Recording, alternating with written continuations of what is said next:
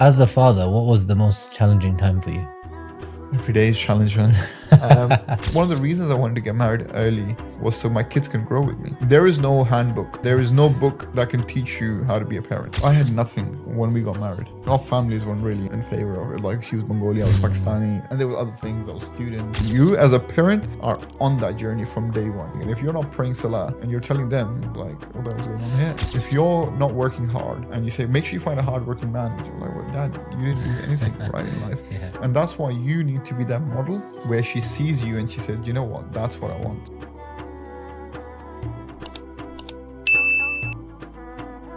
Assalamu alaikum, Ahsan. Welcome to the show. Walaikum salam, brother. Nice to have you on. Thank you Nice to for taking the time out. Ahsan, could you tell me about yourself? Yeah, absolutely. So my name is Ahsan, from the UK, down south. Families from Woking, lived in London most of my life. And yeah, we moved here about a year ago now. Mhm. So it's been a year in Dubai. Yeah. Yeah. Yeah. Why did you move from the UK to Dubai? What was your main reason? Yeah, so for us, I'll go back first Yeah, go where we ahead. started from. So, I've got three sisters, and my eldest sister has a son and a daughter. Mhm. Well, now another son as well. And she started this whole thing. So she put her son in Hifz. So she wanted Okay. him to become a Hafz Qur'an, Mhm. which is great, right? Yep. And my nephew, he's an amazing kid, really smart, and she saw the potential in him. So he was a national swimming champion. He used to do horse Wow. riding, play football. In the UK? Yeah. No, so they were living in Pakistan. Sorry, Right. they Okay. now live in Bahrain, but they used to live in Mhm. Pakistan. And even there, like, he was excelling, and she decided to put him in Hifz. Mm. So that kind of was a thought-provoking event that happened, although we was living in the UK. And then she put her daughter in the same thing. Mm. And so we visit Pakistan every year, once a year. And my daughter, obviously, when she was getting to that age, I wanted to get her into the same stuff. Mm. And she was also very intrigued. And there was a point, I can't remember, I think she was 5 or 6, where she said, "Oh, you know what? I want to memorize the Quran." And Okay. so it was such a big event for us, Mm. because we moved to Langley at that time, and it was just after we had moved. And we had moved because the house that we purchased had 3 or 4 grammar schools in the catchment. Okay. Some really good grammar schools in the catchment, and that was the main driver for us. And the fact that she said that, it completely changed our plans. Do you know where that came from? I think it was like a bit of influence from us, but I think more so looking at her cousins and what they're doing. Mm. I think it really kind of helped her make that decision. I was already trying to kind of put her towards that. She was going to the mosque. She was going to school. She was going to a Catholic school. At the age of 6, she started wearing a scarf because her mum wears a scarf. Mm. So she was like picking it up, and it was just like an amazing thing that happened at that point. How did you feel when she said that? It was great. Like, it was great, but it was scary because we had just bought a house, just done up the house. Right, we've this is going to be a forever home, and we Okay. planned everything, the area, the catchment. We're in perfect position. It took us a year and a half to find the property. It was like located really well from our families and all that stuff. So yeah, that's kind of the main driver. And then we started looking. First, we started looking in the UK. So what are the options? And we unfortunately didn't find a lot of options. What were you looking for? So a place that where she can do Hifz Full time? full time. Yeah. We found a couple of options up north, but that was just too far. We were talking about like Blackburn and Manchester. There was no way we could have we didn't want to go that far, because then we'd be fully isolated from the family. And the other thing was, I said to my wife, if we are going to move away from the family and from our home and from south of the UK where we've always lived, then and still be in the UK, it doesn't make sense. So then we started looking in Pakistan. So we went to Pakistan where my nephew and my niece were studying. We went there, and it had its own challenges. So my wife's not Pakistani, so there's a bit of a cultural. She's from her parents were from Bangladesh, Okay. or grandparents were from Bangladesh. She's second generation British born. So there's a little bit of a challenge in terms of language, culture. Right. Okay, because you'd be moving there. Right. Yeah, Does she know Urdu? Does she understand it? She does.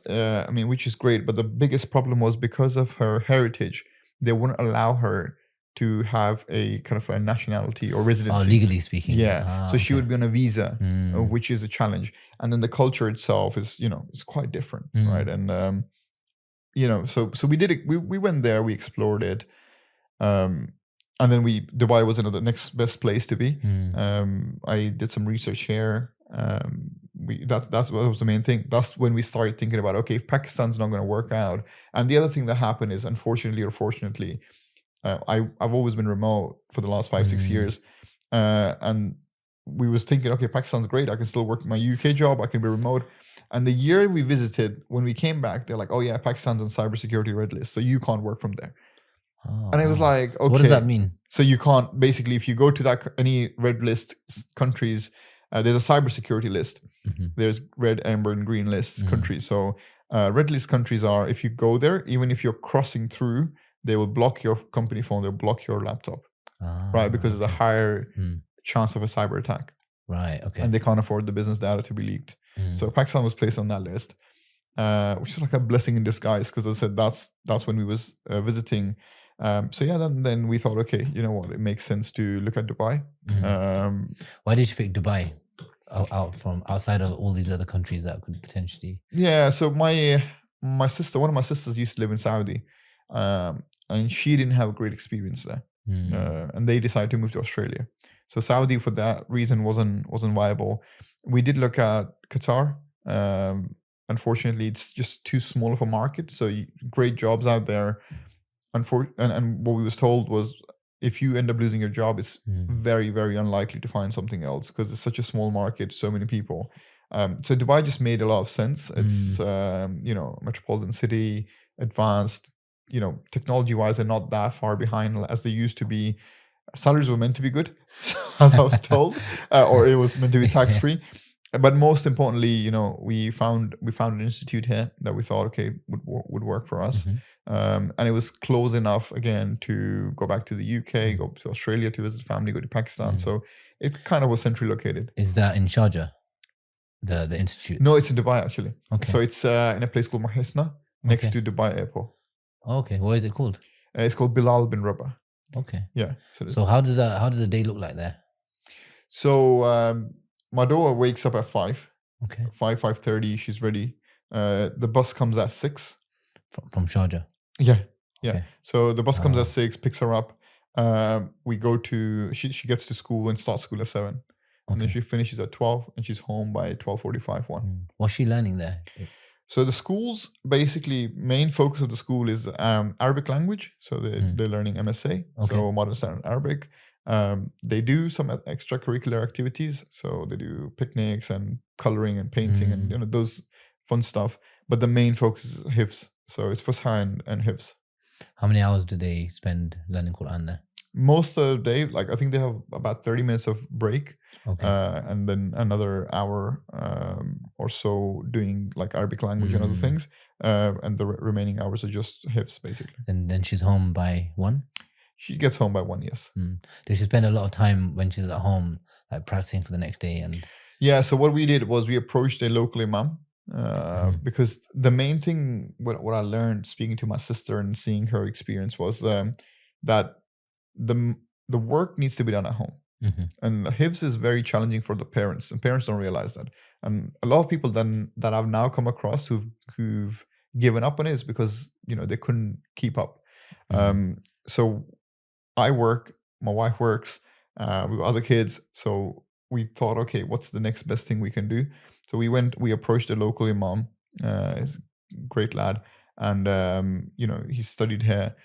So he comes and teaches her for about an hour and a half a day. And then my wife or I will spend about an hour. So she has to practice a minimum of 3 hours at home a day. Okay, so learning, is it a page a day? Well, at the moment, so she's still in early days. We're doing, so she's doing a lot of Nazra. So that's important for her. So the more she can do, the better. We're trying to do a surah a day, just Nazra, to just get her, fluent in reading it by looking. And when it comes to her Hifz, she's still doing 3 to 5 lines a day, because she's in 3rd para now. So it's not, the focus is not too much on memorization, although she's doing well, alhamdulillah. It's more about reading the Quran cover to cover, by while you're looking at it, and doing that at least 2 to 3 times fully. Mm-hmm. Because once that Rawangi or that fluency is there, then it's easier for them to memorize it. I've known Hifz in the past, Mm-hmm. and I know someone, a friend that I made recently, and he's a Hafiz. What happens is, look, a child is too young. I know my daughter had expressed that wish, but she didn't fully understand what that means, right? Because I asked her once, I said, why are you memorizing the Quran? And she said, oh, so you can be proud of me, right? Like, she's still young. Yeah. And then I'm trying to teach her, look, like there's different rewards for it. There's different reasons for it. And she's still going through the learning phase. I think what the best thing is, and one of the things that I didn't like about Pakistan was they have a very strict regime of teaching your child and making them memorize it without understanding the value behind it. And what happens is when you do that to a child and you send them to a madrasa that forces them to do it, they will do it inevitably. It's, eventually they'll do it. If that's what all they're doing, it's inevitable that they'll finish it, they memorize it, but they won't follow it. They won't have understood why, and they will probably go on a very different path down the line. So instead, what I'm trying to do with my daughter is figuring out what's her way. So I remember my nephew, he had this Qur'an pen, and he would put it on, and it basically just listen. He listens to it. He used to listen to it, and that's how he did it. With my daughter, we're doing quite a lot, like similar. What she does is she listens to Shawi, and then she'll try to replicate it. So what's best for children is for them to figure out how they want to do it. She was pacing around the other day and reading it, and I said to her, you know what, when I was young, I used to do the same thing. Like, I used to walk around, it'll help me revise for my exams and stuff. So you have to just give them some time to figure out what's their learning method and then focus on that. Because as soon as you try to impose something, even if that's the best method, as children, I mean, we've been children, we just start repelling it, right? We don't want to give it a chance because we want to do it our way. So for her, alhamdulillah, so far, we've just allowed her to do the way she's doing without rushing her. Because initially, like, my nephew did it in just under 2 years. Wow. My niece is finishing she's almost finished, and again, 2 years. And when we went to my daughter's school, they said kids can take up to 5 to 6 years to do it. So for me and my wife, it's like, okay, we want her to do it in a good time, but equally we don't want her to feel like, oh my God, I'm stuck with this, right? So she needs to be able to come around, do it in her own pace. And it's about explaining. I've changed my approach a lot because of Hifz, to really explaining to her, why do you need to do this much work? So I'll give you an example. With her Hifz, she does 3 to 5 lines. And with her Nazra, she would do 3 to 5 lines. So I said to her, like, why do you do only 3 to 5 lines? And she said, because that's how much I need to memorize. So it's about explaining to her, no, but like Nazra, you have to do the Quran 2 or 3 times from cover to cover before, and then you can push on Hifz. So it's about, getting their buy-in, and that will really motivate them and help them drive forward. You know? So that's like my experiences, like, let them do it, because as soon as you try to do something else, it wouldn't work. Yeah. You know what I mean? Right now, are you trying to just keep a single focus, which is Hifz? Yeah, absolutely. What do you think about education, and do you have absolutely. any concerns about that? Yeah, that worries me a lot. I think about it a lot. But it all started from also a conversation between me and my wife, right? And I said to her, basically what happened in the UK is a few family, like cousins and friends, were going through divorces. Okay. And the common, it's like funny, like I asked one of my cousins, like, what happened? It's like, it's TikTok, man. Honestly, that was his answer. Is that the actual answer? It was like, it's TikTok. Like, my wife said that, I don't want you anymore. I don't need a man in my life. And like, I said to my wife, obviously we lived in London. We've seen a lot of things there. I've grown, I've studied there, gone to university, gone to work. And the big challenge for me, and this is my opinion, I'm completely wrong, but my viewpoint is, we train our daughters or sisters to compete in today's world, to go out, compete in education, compete in university, compete in a job, and build that competition in them, that drive that normally a man should have, a career-based drive. I'm not saying women shouldn't, but we take the other essence and aspects away from them, right? Because you're trying to teach them to go into the world of men, right? And then when they get married, it's a completely different. You're asking them unfairly a completely different thing. You're saying, "Oh, be submissive to your husband. Like, be supportive. Do this for your in-laws." And there is a cultural nuance. We have to agree to that, right? We're Asian. Yeah, 100%. It's in that. Every culture has their own challenges, and so I find it really unfair. And alhamdulillah, I've been blessed with 3 daughters, right? And so for me, the focus for me towards my daughters is I want them to have the Islamic education beyond Hifz. Really understand your deen, understand what it means, and then absolutely do the world education. So my sister, one of my sisters is a PhD doctor. One of them's done masters. One was accountant. So they all educated, they all work, but they've got deen with them, right? And I think that's the most important aspect. So for us at this moment in time, the focus is just Hifz. Alongside that, as she's growing from one year to another, it's investing time into really understanding the deen. So there's some really good courses on YouTube that you can do for free about really understanding the Qur'an, which it needs some guidance and time, but that's the next step. And then hopefully what we was told, or what my sisters told me and the teachers as well, that when the kids get to like the last few juz, that's when you start bringing the education aspect back. So you either get them a tutor or you start doing homeschooling, and then you prepare them. What avenue would you choose? Would you ever consider going back to school? I think it's important for kids to go back to school, just so they don't feel isolated, completely isolated. But it's a big responsibility for you to choose the right school, because you can't put a child through 2, 3, 4, 5 years off, just focus on one thing. They haven't been doing these activities, and then put them in a completely opposite world again, right? So you have to be fair to your children. And that's why I think Bilal and Rabah is quite good, although it's a girls-only school and they have a boys-only school, but they do allow picnics, or they do award ceremonies. So it's some level of normality. But again, I don't want my children to go to a really fancy school, to be honest. You'd prefer them to go to a school that had Islamic values? Absolutely. Yeah, absolutely. Because, with me and my wife, I went to university, I'd studied and I did all of that and I built my career. She decided not to go to university. She did her college, went into work, did a lot of certifications and built her career. And alhamdulillah, for a bigger part of our marriage, she was more successful in her career than I was, because while I was finishing university, and we got married really young. How old were you when you got married? I think I was 19. Wow. Yeah. Mashallah. So, while I was still studying, she was working, and I was still studying, and she was doing certifications, and I was still studying. And when I got to like my graduate job, she was like 3 years into it. So alhamdulillah, I'm not saying that that's the path that my daughters needs to choose, but should they choose something like that, that's fine, right? I don't believe that you have to go to a red brick university to be successful. Right. What I believe in, if you have a passion for something, you'll be successful. Right. And that passion is what we were trying to instill in them for Hifz and Islamic education. And hopefully then they can find something in their career, profession, that they can do the same thing for. That's one of the things that I've started to rethink as well. So when I was younger, I always thought that my children would have to go to college and university. In the UK? In the UK. And then they'll follow their own path after that. Yeah. Coming to Dubai, I've met so many people that haven't got those qualifications, but they are so smart, so successful.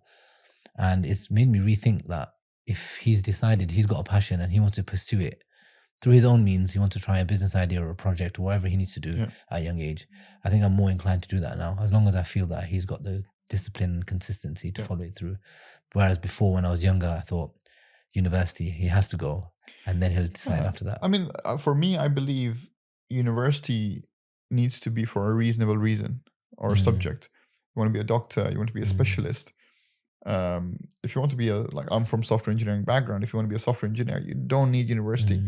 There are challenges, because in this region, as you know, they need a degree for everything. Unfortunately, that's a regional nuance. So we will see what the trends look like in 5-6 years time. And if there is still a trend of university degrees a must, I don't mind them going to university.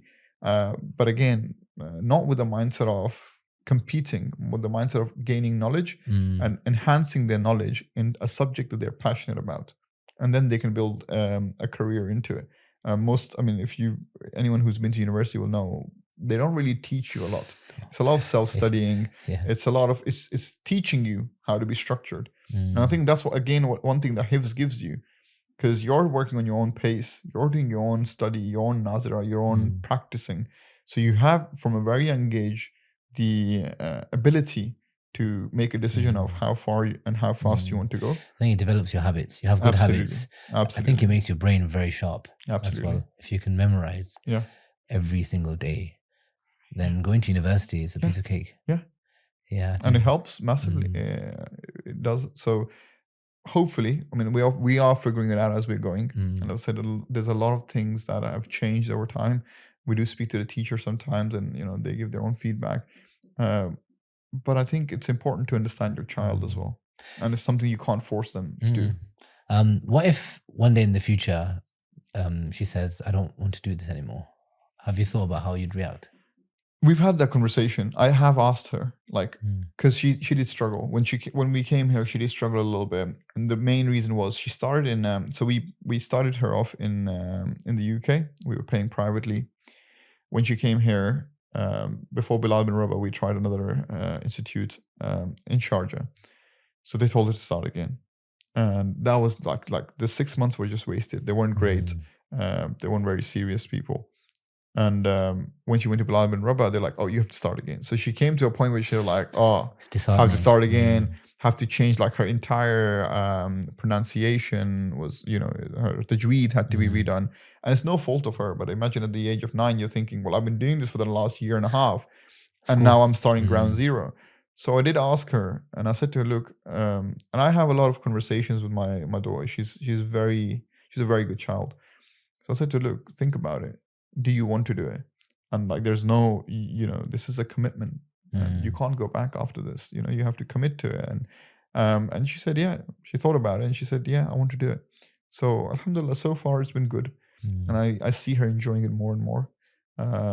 So I'm hoping, for me, the bigger fear is not implementing it. Actually, the biggest fear for me is, and I think about it a lot, there's a normal person like you and I who probably are not Hafez the Quran, don't have that in our heart. And we live life the way we live life. I think there's a bigger responsibility on one who is. And I fear that, memorizing the Quran and not following it through, not learning about the deen, not following it, I think for me, it's a more scary thing. So I hope that aspect gets sorted in life for her more than anything else, to be fair. I'm not worried that she won't do it. I'm very confident that she will, inshallah. She's hardworking. She wants to do it.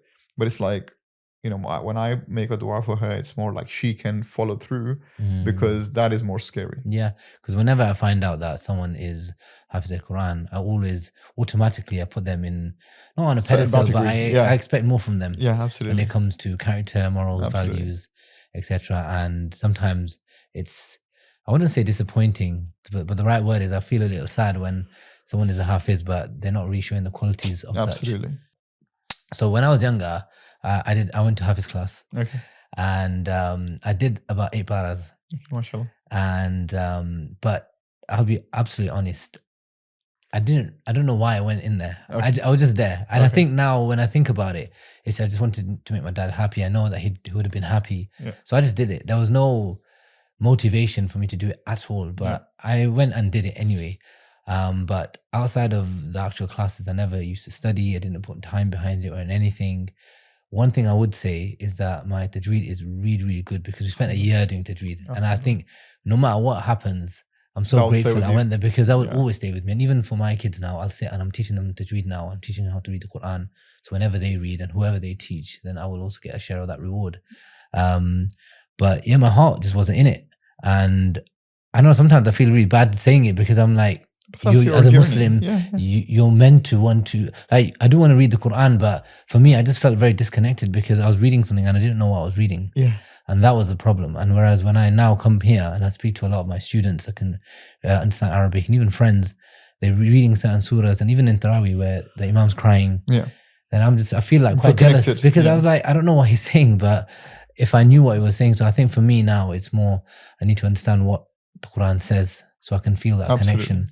But one of the biggest fears for me is forgetting what I've read. Yeah. And that's something that I'm always catching up on every year in Ramadan. I'll go through those paras again and to make sure that I know what I'm reading. But I just feel one day something happens where like I'm like they're not always like they're not bugger really. Yeah, of course. They're like sometimes I make a few mistakes here and there. So those Yeah. are one of my fears as well. But yeah, I think that what I would want to do is for my kids, I would want them to do it. Absolutely. But in a way that I feel like the way you've done it, where you've just ensured that Islam is all around them and the love for Islam is there and they'd want to do it out of their own accord.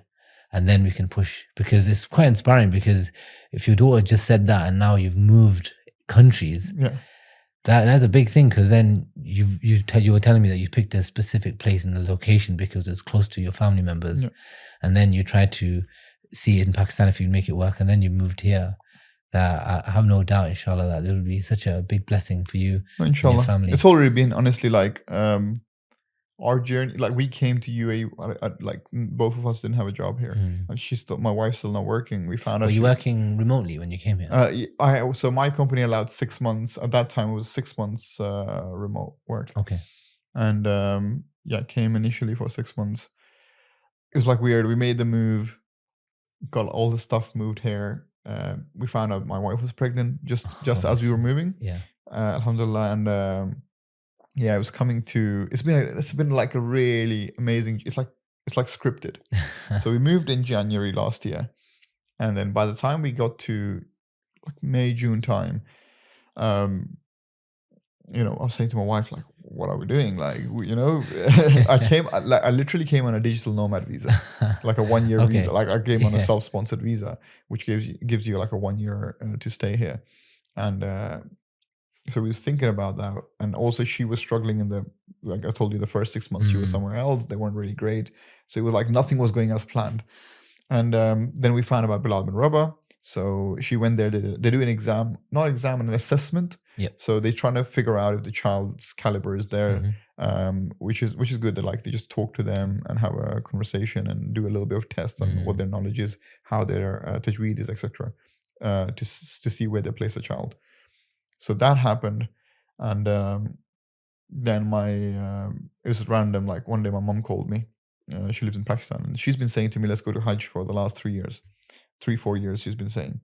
And she said, my sister from Australia called her and said, we're planning to go to Hajj. Would you like to come with us? And my mom, alhamdulillah, she's mobile, she's good, but she has severe arthritis.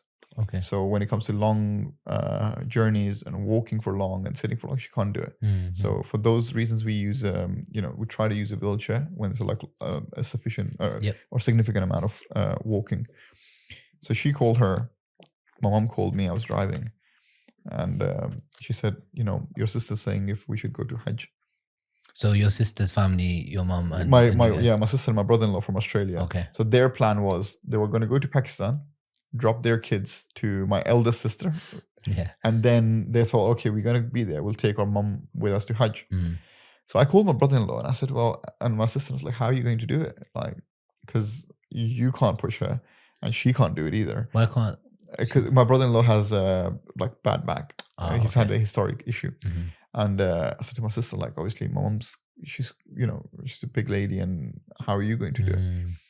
So we came to a conclusion that they didn't really think about it. They didn't really think it through. Yeah. And then I spoke to my wife, and I think one of the two main reasons of me being successful in life, whatever the success I've had, is alhamdulillah my mom and then my wife. Like my mom's prayers and my wife's support. So obviously never been to Umrah. We was planning to do something. And I said to her, what do you think? And she said to me, and we literally just moved and we didn't have a lot of money. So she said, you know what, let's just use the savings and you go. It's your time. Go with her. So literally, which is amazing, right? She's pregnant as well. 2 kids, pregnant, new country. We don't know anyone. And she said, you know what, just go. So I called my mom up and said, yeah, that's fine. Let's just go. And we were flying out in July. And you wouldn't believe me. I went to Pakistan. The night before we flew, I had a job offer. The night before. And I called my wife and I said, I've had a job offer come through. It was just like crazy, right? It came out of nowhere. So my daughter got into Bilal bin Rabah. I got a job offer and she said to me, do you know what? It's a sign you're flying tomorrow, sign it. Doesn't matter, just go for it. Sign the job offer, send it. Next morning, we just flew to Saudi and we did our Hajj, alhamdulillah. I pray that Allah subhanahu wa ta'ala gives us both a chance to go again, whether it's Umrah or Hajj, inshallah, definitely. Have an enjoyable experience. Definitely. One of the things that stood out for me was you said you got married at 19. Yeah. How old were you when you had your first kid? I was 20. 20? Yeah. Young. Got married at 19. A year in, we had our daughter. And then we didn't have a kid for a while because, again, it was tough. Like we didn't come from a very, wealthy background. My wife's family is obviously like normal middle class, living in London, a council house. My father was a working class man. He, bless him, he spent every single penny on our education. He's a great person. Alhamdulillah, and my mom spent all the time with us. And when we first got married, we were living, believe me or not, we were living in a room in a 3-bedroom apartment. So you were sharing that room? Yeah, no. So it was me and my wife, and it was a room in a shared. Okay, so you had that room, and then the other two shared rooms apartment. Yeah, in London. That's how we. Because obviously, I was. What about the kitchen and shared? So we used to keep our plates and cutlery in our room. So I used to go wash it and bring it back because obviously the other guys were those 2 other people that were living there. They weren't Muslims, and everything was in our room. If we were going to shower, we take it. When we're done, we could bring it back. So that's how we started. How long were you living like that for? About a year and a half. And then things got better. Alhamdulillah. So because my wife was working mainly, and I was doing like side gigs. While you were studying? While I was studying. Then we moved to another apartment, which was 2-bedroom apartment, and we were sharing with one other people, like another couple, but we knew them. Yeah. And they were looking for a place, couldn't afford it. We were looking for a place, couldn't afford it. So it was again outskirts, South London. Did you have a baby at this time? Yeah. So it was like the routine was tough because like my wife was working, would come back, and then obviously my routine was quite easy in a sense. You didn't have to be there 5 days a week. It was like final year and everything. So you're looking after the baby. Yeah. So we help. Her mom was really helpful as well, to be fair, at that time. And when we needed to, we would if we both away, then her mom would keep her. If I'm home, then I would keep her. And then I used to work in the evenings. I used to have a car. We saved for a car, and I used to do deliveries. Okay. And so because we couldn't find time to spend with each other, literally my wife would jump in the car with me, babies in the back, and literally in the evenings we'll do delivery. Well, what kind of deliveries? It was like a Turkish kebab place, right? Yeah. The guy was really nice, and it was Ali. And at the end of the shift, we could take whatever food, either doner kebab or a burger or whatever. Yeah. So we'll just take that, go back home, and eat. And that's like how many hours were you doing? The delivery was like 6 hours shift. Okay. So like 6 to 12. Yeah. And you can do extra time, like sometimes like until 1 if you want to and stuff like that. So that's nice that she came and accompanied you. Alhamdulillah. I said like my wife she's been like a fundamental pillar that has allowed me to do what I need to do. And what she's done, like even the patience to be with us, like especially with me, is a tremendous amount of patience she has. And then the work that she does with the kids, but she really tries. Of course. She's not going to university, but she's excelled in her career. So, those things are amazing. So for me, that partnership is a very key thing. My mom's prayers and my wife's support. I've gone very, very lucky in those 2 areas, and that's allowed me to then work in my career and work those long hours and be able to do what I want to do. May Allah keep you both happy always and protect you. Inshallah. So you moved to another house then with another couple. Yeah. And then we then decided, because we were struggling. Were you at uni when you were doing these deliveries, by the way? Yeah. So by that time I'd finished. Okay. And then we decided, okay, we want our own space. Okay. So then we couldn't afford anything still. What kind of, at that age, at that time, what was rent like in London? What kind of prices were you looking at paying? I think the room was around $450 a month. Okay, with bills included? Yeah, everything is included. So you pay $450 a month.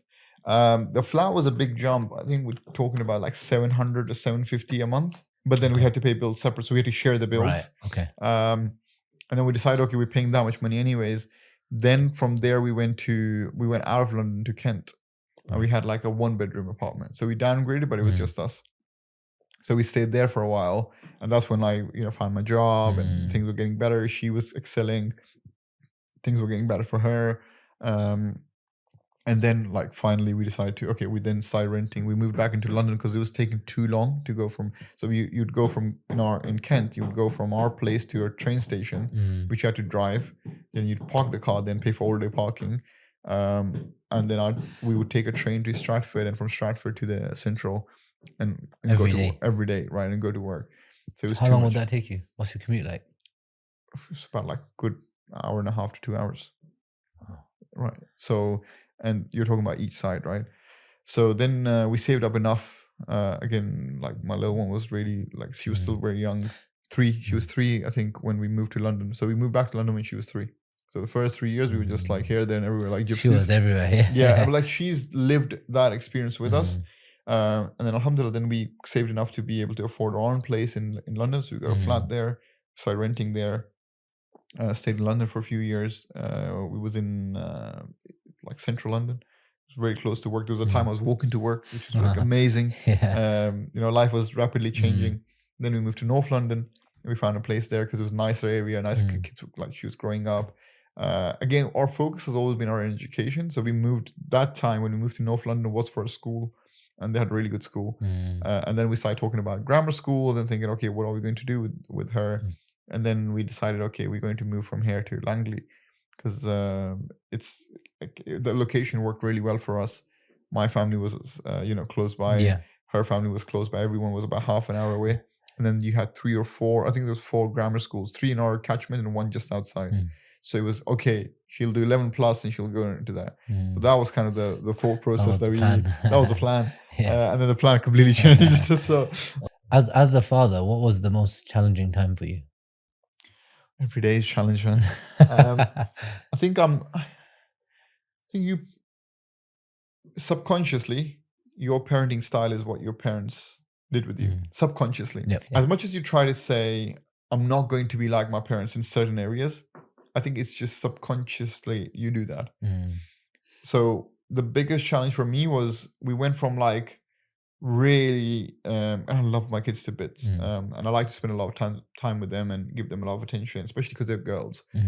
So initial approach was, always said to my wife, I want to be like the best figure for my daughters, so they don't do what every girl is doing nowadays, which is seeing, like, especially in London, you see a roadman with Nike trainers and you're like, oh my God, that's my ideal. So it was like, I want to build that relationship. I want her to see what it is. And then a point came where I was really tough on her, because like my thought process was, you need to work really hard to get into 11, like get your 11 plus and then get into grammar school.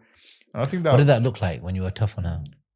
Like she changed as a person. Like she was really like not happy. She wouldn't speak a lot. Like what my were you daughter's saying that she'd have to do? Like I was very strict on every like routine, because my parents were really strict with me. So naturally it was like, everything has to be clean. So she went from a child who was at the age of 4 or 5, very clean, very tidy. She's always been very quiet. That's just her personality. To a child who started doing naughty things, because she's not like. And then we had obviously our baby 2.5 years ago. So that kind of added on. And although she's been an amazing older sister, I think she was craving attention, so she wouldn't clean up her room anymore. Like, it's like, okay, well, what's going on here, right? Or she would hide things. She would eat crisp and or she wouldn't finish her food and like not tell us. So that's not like her. And I think, alhamdulillah, one of the things that's happened, and again, for me, work was really stressful. My wife was going through a lot of work stress, because it's hard having a full-time job, then looking after the kids, of course, then looking after a house. We've got a house and like we have to look after it, right? And then the family commitments on the weekend. So alhamdulillah, she's balanced it really well. But I think somewhere we were like tough on her. She wasn't getting a lot of attention from us. So there was a period of about a year and a half. And then what we started realizing is, okay, she's she's a different person with her cousins versus with us, and I didn't want that. So now, since we moved here, alhamdulillah, although my work is absolutely manic, my wife's at home, alhamdulillah, we're in a position where she's giving time to the kids. They've made some good friends. So, my wife's made some friends and they've got kids, so she's going out. And one of the things I do with her is I play Fortnite with her. So I realized she's watching a lot of like people play Minecraft and Fortnite. So what I did was because I play PlayStation and I stopped playing for a long time. But with her now, weekends or whenever I have downtime, we jump on together and we play as teams. Oh, nice. So that's our thing now. So that really helps like reconnecting. And I'm trying to find out, rather than me imposing my way of learning on her, it's now really having, she's 9 now, right? So she's understanding what's going on. So it's about really explaining to her how things work, what needs to be done, how you should do it, why you should do it, and having that conversation. I'm being super conscious about my tone with her because I don't want her to remember her mom and dad as strict parents. I want her to remember as like the fun that she had and the good time and really, so her personality is built subconsciously in that manner for her kids in future, inshallah. And like in terms of traveling as well, we've since we've been married, there's only a couple of occasions where we've traveled as a family. No, alone. Oh, okay. Yes, there's only like I've never, since I've been married, I've never traveled with like the when guys. When you initially got married, did you travel? We only went to one place. Well, actually, 2 places, 2 countries we went. But like since then, or I went to Saudi. That was a Hajj. Okay. But like every other place we've been to, we've taken our daughter with us. So she travels with us. I'm into cars, so I love watching car reviews. She sits down with me and she watches car reviews with me. So it's just like getting her into being part of my life. Because one of the reasons I wanted to get married early was so my kids can grow with me. But I think equally you forget what that looks like because you're learning on the go. Yeah. There is no handbook, right? There is no book that can teach you how to be a parent. Much like life, you learn every single day. And with parenting, you learn every single day. But it's about realizing it's never too late. Right. Are there things that you learned with the oldest that now you learn from that mistake and implement with the other 2? Oh, absolutely. I think that like you can't rush children. You can't train them. You can coach them. You can teach them. But there's a difference between training, because training is, I think, militant, or training like a pet, right? A child doesn't need to be trained. They need to be taught. They need to be shown and to be guided. So that approach is like, I've been through that phase of extremely loving, extremely harsh, and now I'm like, no, that doesn't work. If you feel that you're somewhere in the middle now? Now I'm like in the middle, right? So I want to build that bond, that relationship, like make sure that she's happy, she can speak to me. Alhamdulillah, we have a great relationship with her. She tells us, like, she speaks to me openly. She tells me everything that happens if she needs anything. But like really instilling that into her is important for me. And I think that I would want to do the same for my other kids. They all have different personalities. But I think, I was going to say, how's the middle one? She's I love her to bits. Like she's just like a bundle of joy, but she's equally super energetic. Yeah. You said the oldest is quite quiet. Very quiet. Very quiet. Yeah. She's, alhamdulillah, so mature. I sometimes wonder if her personality is just built that way, that Hifz it fits her character. Yeah. I don't know if the middle one's gonna be like, she's really like active, she's really rowdy, she knows, she speaks like really, alhamdulillah, really clearly, so she knows what she wants. And there's the youngest one, she's a baby. So, but like, I think another thing, like my wife says, is as parent, you have to make sure your children never feel that you have more love for one over the other.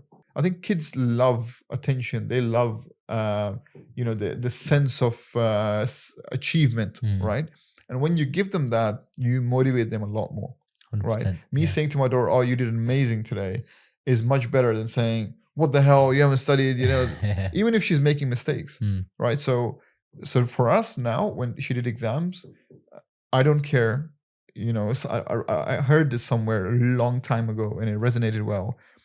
Our system in Pakistan or in Asia, which is like a schooling system, which is on the scoring or the grades. Yeah. It was weird because that person was saying our system is built on how, the other people's kids did worse than your kids, right? So you often, because I studied in Pakistan for a good few years, and it was always about so and so son's got this position and this marks, right? Or the person whose child will be the topper will come to other people and say, you know what, my child did the best in the class. Yeah. I don't care, right? I don't care about it. I don't want my daughter to think about it. I say to her, as long as you're trying your best and you're working hard, and she's getting good grades. But am I going to be upset because she got 96 and a kid got 99? I don't care. She got 96. And it happened to us. Like there was a point where my wife said to her, oh, but like the other girl got 99. And I said to her, listen, well, she got 96. So let's not allow that mindset to seep in to say, it's not a competition. It's not, she doesn't need to do better than other people, or other people don't need to do worse than her for us to be happy. That's not the right mindset. And again, I think psychology, human psychology, and subconsciously you're teaching that to your children, right? So that's why for me, it's like, okay, we need to be in a position where we focus on ourselves. We work on a relationship which encompasses, you know, love, affection. Yes, I am your parent at the end of the day. There's boundaries. And every now and then you have to keep your children in check, the tone of voice, make sure that they understand you. But that can be done with affection, right? So it's a big shift, but equally there needs to be boundaries, right? Because I've seen some people have that, but then that they don't have boundaries, right? What do you mean by that? Like an example? So I love my child. I'm happy to have a conversation when, like for example, my daughter, my middle one, she'll be throwing a tantrum. So my first approach with her is try to distract her. Right. So if she's crying about, I want to eat this, and I say to her, hey, by the way, did you give me a hug today? And she gets distracted. Now, sometimes what happens is they're not letting go, right? And I think there's a point that comes where, like, I give her a bit of a dead stare. It's like, okay, now it's getting, and she understands that and she backs off. Something's coming. But I've seen some people would just like, you go, like, it must happen to you when you go to a restaurant and someone's child is just screaming and they're like non-stop screaming. And they're not doing anything about it. Just ignoring it. I can't do that, right? And me and my wife, alhamdulillah, one good thing is we are very in sync. I think we've grown together. So because we've grown together, we've learned together, and we speak about a lot of things. And this is one thing we like: no iPads, right? At all, or no. So my daughter's screen time is we do a couple of things. We play Fortnite together. We'll do a movie night together. Obviously, she spends time on YouTube to listen to the Qur'an and practice that.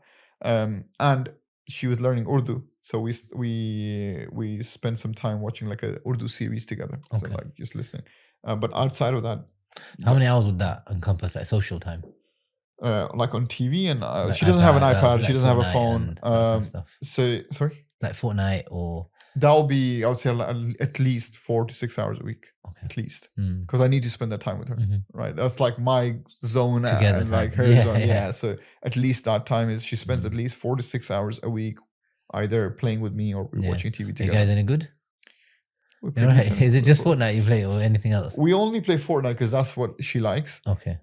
She tried to get me into Minecraft, but I was like, no, dude, it's not happening. Are you a console player? Play PS4, yeah. I enjoy it. And it's like, because as I said, it's the beauty of getting married earlier. My wife used to love playing games, so we used to play games. Right. Okay. Right. I've still have the PS4. I have. My wife bought it for me when it first came out. Right. Yeah. So we still have it, and so it's those things. Those growing up together. Imagine you're like now 50 and your child is 9. You're not playing Fortnite with them. You don't have things in common. No, exactly. So going to the park together. I take my daughters to swimming. Friday in our building is like family day. Yeah. So I take them to swimming. Those things I still have the energy to do it with my children, right? So yeah, I think it's a good enough time. Yeah. They need a break.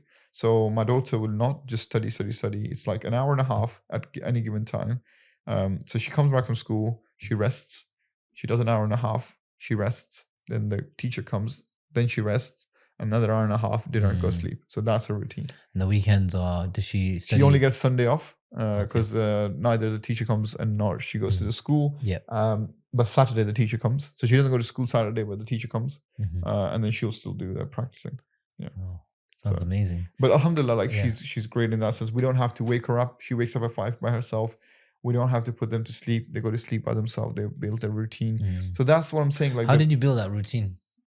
At what age? So my middle one is 2 and she goes to bed herself. Does she look at her sister and then replicate? They go to so they go to different room, but she will say like she's seen that because we don't stay up till late. And even if we do, we make sure the kids are first gone to sleep. I think a lot of it matters on how you guys are and as parents and how disciplined you are. So again, we go out to restaurants. Sit down and eat with us. Like my daughter would order from the menu. And we've been doing that since she was 5. Like, look at the menu, order what you want. Right. Well, I'm not ordering for you.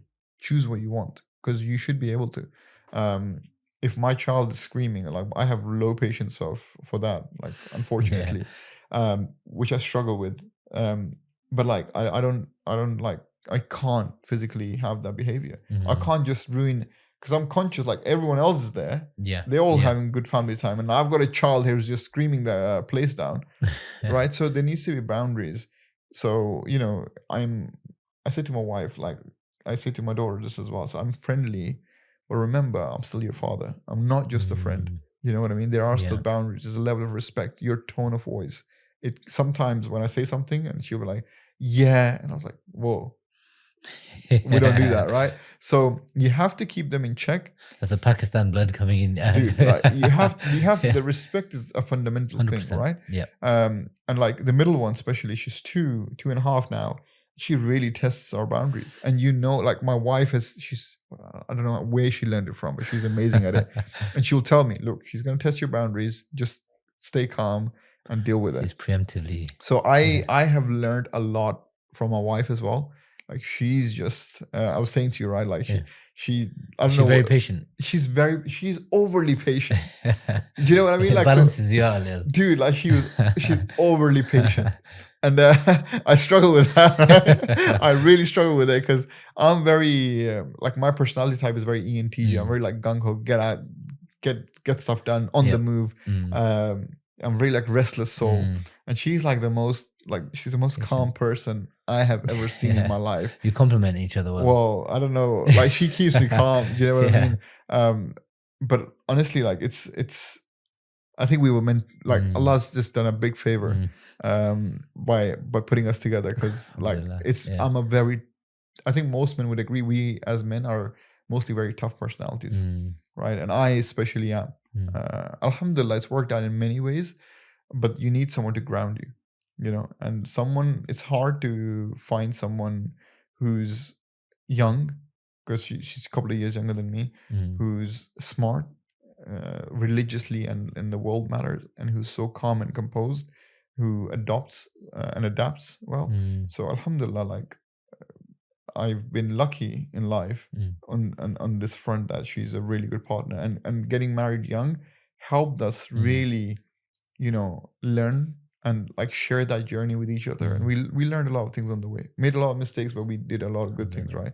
So that was key. And I want that for my kids. Like me and my wife always speak, like I want my kids to 19, 20 get married, similar age to us. We did it, right? So obviously you have to give that platform to them. If you want them to be married at 19, you have to start training them on real life things from 15, 16, right? Well, what would you ask them to look for? So if your daughter comes to you one day and said, look, I'm looking to marry now, but I'm not sure what to look for in a person. I think Islam in that sense, and that's why I want her to learn the deen a little bit, right? The main thing for me is, and I'll say this to my wife, I had nothing when we got married. Like our families weren't really in favor of it. Like she was Bengali, I was Pakistani, and there were other things. I was a student. But alhamdulillah, there's one thing I really love about UAE is the khutbahs. Very relevant. And you can. Last week's one was really good. Well, for the kids, right? And the week before was for wives. Yeah. And it was, and the week before that was for marriage. So if you go back, go back 3 weeks, there's one for marriage. That khutbah is worth reading. It's like a blueprint of what you look for. Yeah. If he is a practicing man, right? He's got a good mannerism, deen in his heart, good, character. Yeah. More than enough. Don't worry about the money. it comes later. Risk is written, right? And I think that's the main. So for me, one of the things that has helped me in life is really believing your risk is written. When you truly believe your risk is written, nothing matters. Because my risk is written. I cannot get more and I will never get less. As long as I try my best and stay on the right path, how I attain that risk is up to me, right? But if I'm applying for jobs continuously, I'm being patient, that risk is written. It is going to come. So us thinking now, what does he earn? What job has he got? How many degrees has he got? How many brothers and sisters? Like the typical, or how many siblings has he got? Yeah. Right? Like none of that matters. Because you can change. You can have it all after, from ground to 100, or you can go from 100 to 0. So for me, it's like the blueprint is simple: character, religion, and their approach to life, and that's it.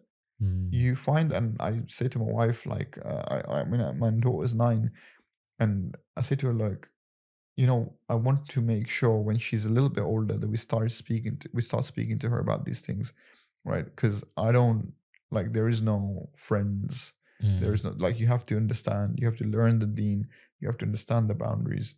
And that's like, Hifz is easy.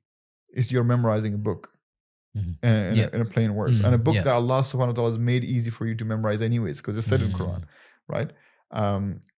But living that life is very tough. And so it's about how do you take that step. And you as a parent are on that journey from day one. You got to help. You got to wake up with them. You got to make sure that they're practicing. You got to make sure that they're following that life. You got to make sure that they're learning the deen and that they're implementing it. If you're not praying salah and you're telling them, like, what the hell's going on here? Yeah, right? Doesn't make sense. And if you're not following the Islam, you're not covering yourself, you're not being modest, and you're telling them, make sure you wear your abaya. It's like, what are you talking about? Right? If you're not working hard and you say, make sure you find a hardworking man, you're like, well, Dad, you didn't do anything right in life. So and that's why you need to be that model where she sees you and she says, you know what, that's what I want. Right? I'm not saying I'm perfect. I've got like loads of flaws in me, but at least I'm conscious around my daughter of what kind of man does she see. Right?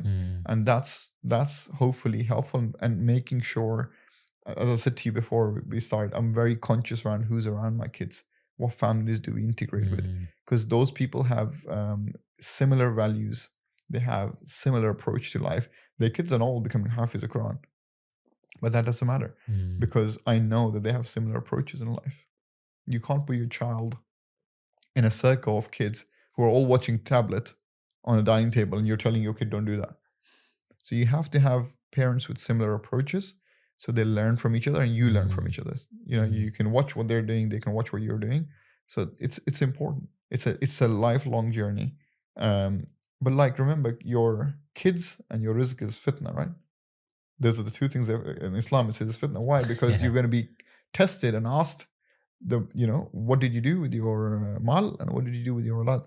And those are the only two things that can do the good or bad for you after you've left the world. Your kids can be That's a blast from the past. My dad used to say that when I was younger. Yeah, but like it's a fact time. Because once you're dead, the money that you invested in your deen or in your sadaqah is going to help you. And the only other thing that's going to help you is your children. Every time that child reads Quran, you're getting the neki for it. Like my mom was here and my daughter was teaching my mom the tajweed. No way. It was amazing, right? Imagine that. Like, it was just the most amazing thing ever. Imagine she teaches her kids and her kids become hufaz.